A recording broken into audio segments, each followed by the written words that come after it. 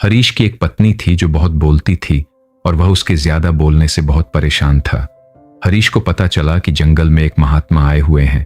वह अपनी पत्नी को उनके पास लेकर जाता है और कहता है कि मुनिवर कृपा करके आप इसे समझाइए, ये बहुत बोलती है। मेरे मना करने के बाद भी इसका दिन भर इसका मुंह चलता ही रहता है। मैं इसे कितना समझाता हूं कि कम बलाकर चुप रहना सीख, लेकिन नहीं, और हर बार इसकी वजह से लड़ाई होती है।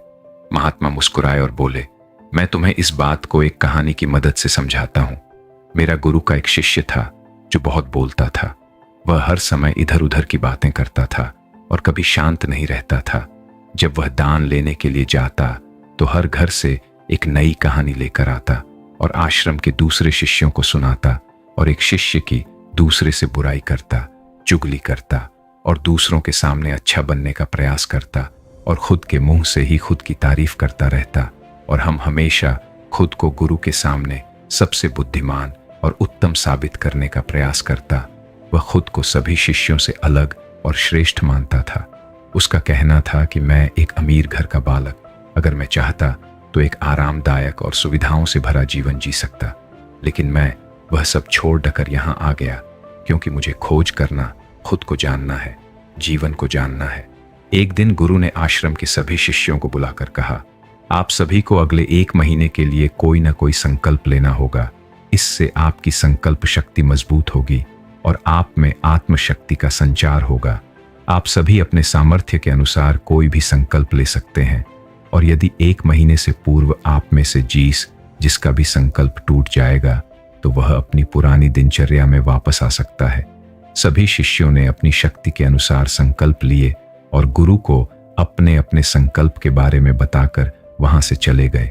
लेकिन वह शिष्य जो खुद को सबसे अलग दिखाना चाहता था, वह सीधे गुरु की कुटिया में पहुंच गया और बोला, मैं कोई छोटा मोटा संकल्प नहीं लेना चाहता, बल्कि खुद की ही जैसे एक और महान संकल्प लेना चाहता हूं।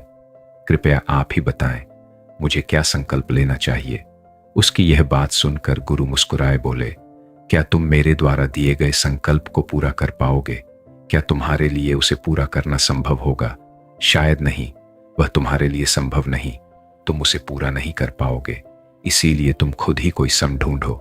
शिष्य ने कहा, नहीं गुरुदेव, आप जो भी संकल्प मुझे देंगे मैं जरूर उसे पूरा करूं। गुरु ने कहा, ठीक है, तो तुम अगले 1 महीने तक चुप रहो, मुंह से एक शब्द भी नहीं निकालो, यही है तुम्हारा संकल्प। शिष्य ने कहा, गुरुदेव, यह भी कोई संकल्प है? यह तो बहुत ही आसान है। आप कोई संकल्प दीजिए जो मेरी योग्यता के बराबर हो। गुरु ने कहा, पहले तो तुम इस संकल्प को तो पूरा करके दिखाओ। शिष्य ने गुरु की बात मान ली और वह उसी समय चुप हो गया और पलटकर कुटिया से बाहर चला गया। उसे चुप रहना बहुत आसान लग रहा था।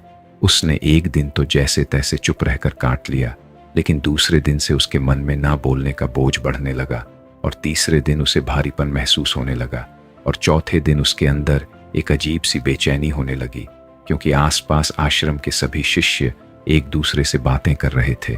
वह भी अपना पक्ष उनके सामने रखना चाहता था, उनकी बोलती बंद कर देना चाहता था, लेकिन उसका संकल्प उसके आ रहा था, इसीलिए वह पूरे दिन सिर्फ और आंखें बनाता। इसी तरीके से कुछ दिन और बीते और वह शिष्य बीमार पड़ गया। उसका सिर फटा जा रहा, उसका खाने पीने तक का मन नहीं था, वह सिर्फ बोलना चाहता था। वह गुरु के पास गया और उनके सामने बैठकर लिखकर उन्हें बताया, गुरुदेव, मैं बोलना चाहता हूँ, बिना बोले मुझे सांस नहीं आ रही है, मेरा दम घुटता जा रहा है, मैं अंदर ही अंदर पागल हुआ जा रहा हूँ, मैं क्या करूं? संकल्प तोड़ा दूं क्या? ये पढ़कर गुरु मुस्कुराए और बोले, मैं संकल्पने के लिए नहीं होते, लेकिन जो अपने संकल्प को पूरा कर लेता है वह अपनी आंतरिक शक्ति को बढ़ाता है, और जो अपनी आंतरिक शक्ति को बढ़ा लेता है वह समाज और जागृति की राह पर आगे बढ़ जाता है। संकल्प का लेना भी तुम्हारे हाथ में था और इसे तोड़ना भी तुम्हारे हाथ में है। तुम्हारे बहुत से भाई अपने संकल्प को ढककर अपनी पुरानी दिन पर वापस आ चुके हैं। अगर तुमसे नहीं हो पा रहा तो तुम भी संकल्प ढककर अपनी पुरानी दिनचर्या पर वापस जा सकते हो। लेकिन याद रहे, अगर आज तुम इस छोटे से संकल्प को नहीं संभाल पा रहे तो तुम अपनी बाकी की पूरी जिंदगी को कैसे संभाल सकोगे? बाकी फैसला पूरी तरह से तुम्हारे हाथों में है। गुरु की यह बात उस शिष्य के दिल में चोट कर गए। वह बिना कुछ बोले वहां से वापस चला गया और खुद को अपनी कुटिया में बंद कर वह केवल अपने जरूरी कामों के लिए यही कुटिया से बाहर निकलता। बाकी सारे समय कुटिया के अंदर ही बैठा रहा। 15 दिन बीत चुके थे और आश्रम के लगभग सभी शिष्यों का संकल्प अब तक टूट चुका था, लेकिन उसका संकल्प अभी भी जारी था। संकल्प लेने के बाद से अब तक उसने एक शब्द भी नहीं बोला। सारा आश्रम हैरान था कि इतना बोलने वाला इंसान चुप कैसे हो। 15 दिन बीतने के बाद वह दोबारा अपने गुरु के पास गया और लिखकर बताया है, गुरुदेव, मैं बाहर से तो चुप हूं, लेकिन मेरे भीतर बहुत सी आवाजें हैं, बहुत सी चीख पुकार और शिकायतें हैं। मैं अंदर ही अंदर बात करता रहता हूं। मेरा मन तरह तरह के प्रश्न पूछता है। मैं बाहर से जितना मोर, भीतर से उतने ही शोर शराबे से भरा। क्या इस तरह से मेरा संकल्प अभी भी है? गुरु ने कहा, हाँ, तुम्हारा संकल्प अभी भी जारी है, लेकिन जब तक लोगों की यह आवाजें तुम्हारे कानों में उतरी रही, तुम्हारा मन बोलता रहेगा, क्योंकि इसे तो आदत है। तुम भले ही बाहर से चुप रहो, लेकिन तुम अंदर ही अंदर बोलते रहोगे। तुम्हें इन बातों से, इन आवाजों से दूर जाना चाहिए। शिष्य गुरु को प्रणाम कर वहां से चला जाता है और सुबह होते ही अपनी कुटिया छोड़ जंगल की तरफ चला जाता है।